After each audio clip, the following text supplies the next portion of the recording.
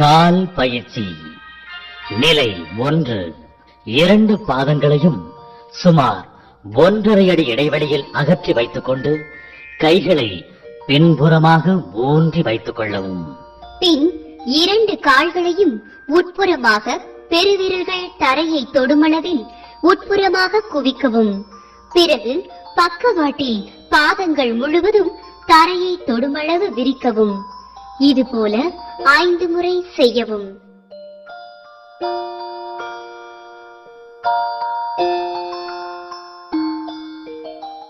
நிலை 2. முன் போலவே உட்கார்ந்த நிலையில் 2 பாதங்களையும் சுமார் 1 அடி இடைவெளியில் வைத்துக் கொள்ளவும்.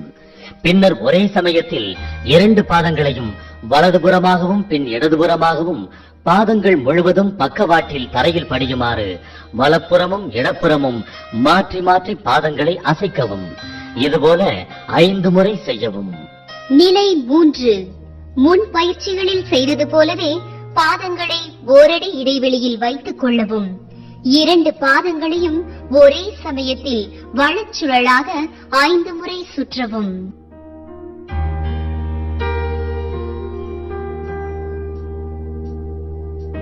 நிலை 4. இப்போது 2 பாதங்களையும் இடச்சுழலாக 5 முறை சுற்றவும். மீண்டும் வலச்சுழலாக 5 முறை சுற்றவும். சுழற்றும் போது பெருவிரலும் சுண்டு விரலும் தரையில் படுமாறு சுழற்றவும். நிலை 5. இப்போது வலது காலை இடது தொடை மீது வைத்துக் கொள்ளவும். பின் 2 கை பெருவிரல்களை உபயோகித்து மற்ற 4 விரல்களும் புறங்கால்கள் மீது படிந்து அழுத்துவதற்கு உதவியாக அமைத்துக் கொண்டு பாதத்தின் பெருவிரல், அடுத்த 2 விரல்கள், கடைசி 2 விரல்கள் ஆகியவற்றை மெதுவாக அழுத்தவும். பின்னர் பாதத்தினுடைய பெருவிரலின் கீழ்ப்பகுதியில் இருந்து சுண்டு விரல் வரை பாதத்திற்கு குறுக்கே அழுத்தி குதிகால் வரை மேலிருந்து கீழாக எந்த இடத்தையும் விட்டுவிடாமல் அழுத்தி விடவும். உள்ளங்கால் பகுதியில் மெதுவாக அழுத்தவும். இவ்வாறு அழுத்தும் போது கை பெருவிரல்களை கொண்டு அழுத்த வேண்டும். பின் வலது கால் பாதத்தின் பக்கவாட்டு பகுதியை அழுத்தும் போது வலது கை பெருவிரல் பாதத்தின் பெருவிரலின் மீதும் மற்ற 4 விரல்கள் பாதத்தின் கீழும் வைத்து இடது கையை அதே போல வலது கைக்கு கீழே வைத்து பாதத்தின் 2 ஓரங்களில் மேலிருந்து கீழிருந்து மேலாகவும் மீண்டும் மேலிருந்து கீழாகவும் அழுத்த வேண்டும்.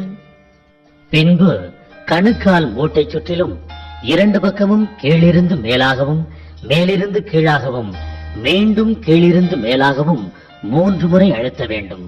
பின்னர் வலது உள்ளங்கை மேலேயும் இடது உள்ளங்கை கீழேயும் உள்ளவாறு வைத்துக் கொண்டு உள்ளங்கையால் கணுக்கால் மூட்டுகளை வலச்சுற்றாக 3 முறை, இடச்சுற்றாக 3 முறை, மீண்டும் வலச்சுற்றாக 3 முறை சுழற்றி தேய்த்து விடவும். பின்னர் வலது புறங்கையை இடதுகால் தொடையில் வைத்து வலது கணுக்காலுக்கு சற்று மேலே பிடித்துக் கொண்டு மேலிருந்து கீழாக 5 முறை, கீழிருந்து மேலாக 5 முறை, மீண்டும் மேலிருந்து கீழாக 5 முறை சுற்றவும். பின்னர் குதிகால் தொடங்கி முழங்கால் வரை உள்ள கெண்டைக்கால் பகுதியினை கீழிருந்து மேலாக பின் மேலிருந்து கீழாக என 3 முறை நன்றாக பிடித்து விடவும். வலியோ கூச்சமோ ஏற்பட்டால் அந்த பகுதியை அதிகம் அழுத்த வேண்டாம். நிலை 7. வஜ்ராசனத்தில் தொடைகள் சேர்ந்த நிலையில் நிமிர்ந்து உட்கார்ந்து கொள்ளவும். வலது கால் பெருவிரலை இடது கால் பெருவிரல் மீது வைத்துக் கொள்ளவும். கொதிகால்களை நன்றாக விரித்து வைத்து உள்ளங்கால்களுக்கு இடையில் புட்டத்தை வசதியாக வைத்துக் கொள்ளவும். முதுகின் மேல்புறத்தில் எவ்வளவு மேலே முடியுமோ அந்த உயரத்தில் 2 கைகளின் 8 விரல்களையும் வைத்து அழுத்தியபடி கீழ் நோக்கி முதுகின் கீழ் கடைசி வரை தேய்த்து விடவும்.